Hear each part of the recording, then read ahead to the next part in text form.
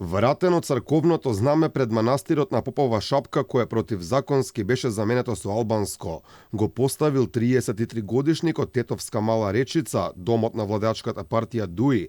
Оваа можеме да кажеме и провокација доаѓа од јарболот поставен до крстот на шапка, кој стана проблем за партијата на Али Ахметино и другите партии од албанскиот политички блок, па дури беше и побарано и негово отстранување. Од МВР соопштија дека лицето било идентификувано и приведено на информативен разговор. Тој се сумничи дека 2 часа претходно од јарболот на манастирот Свети Наум Чудотворец на Попова шапка, додека немало никој во верскиот објект, го симнал црковното знаме на МПЦ Охридска архиепископија и на негово место го поставил знамето на Република Албанија. По повод 28 ноември, денот на албанското знаме, овој символ осрнен из многу делови од Македонија. Например, на главната улица во Сарај можевме да го забележиме само албанското, а никаде го нема македонското. На патот кон Матка, едно од најубавите места во Македонија, сепак можеме да помислиме дека воопшто и не сме во Македонија. Тука не можеме да видиме ниту едно македонско знаме.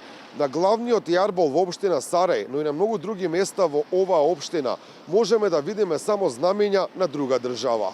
Во цел Сарај екипата на Алфа успеа да забележи само едно македонско знаме поставено до албанското и уште 3 други пред општината. Во цела општина Сарај екипата на Алфа успеа да детектира едно македонско знаме поставено пред општината, што е според законот за знамења, каде што мора да има македонско знаме, бидејќи станува збор за институција, јавна институција, финансирана од парите на македонските граѓани. При нашата посета на Сарај, одговор зошто нема ниту едно македонско знаме на главната улица сакавме да побараме од градоначалникот Блерин Беджети, но не успеавме. Утринава прво не можевме да го добиеме на неговиот мобилен телефон, потоа отидовме пред општината, но Беджети не беше таму, за на крај да не побара да ни каже дека бил настинат и пил антибиотици, па не можел да дава изјави. Моментално не е тука градоначалникот. Некој може за пијат? Немаме денеска тука, не е присутен, бидејќи нели до 12 работиме. Дека сте во друга држава, може да помислите кога ќе отидете во Кичево. Според фотографиите, таму на улиците можете да го видите само албанското знаме, а не и македонското.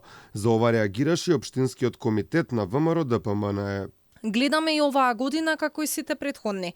Градоначалникот Дехари со флагрантно прекршување на законот за знамења и со пари на сите граѓани го прославува празникот на знамето на туѓа држава.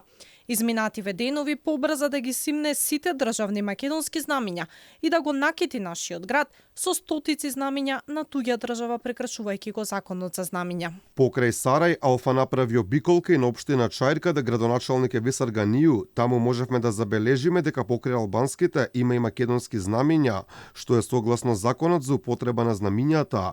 Таму е пропишано дека во општините каде што живеат над 50% граѓани од друга заедница, освен македонското, имаат право пред и во објектите на општината да го истакнат и своето знаме, но мора да го има и македонското.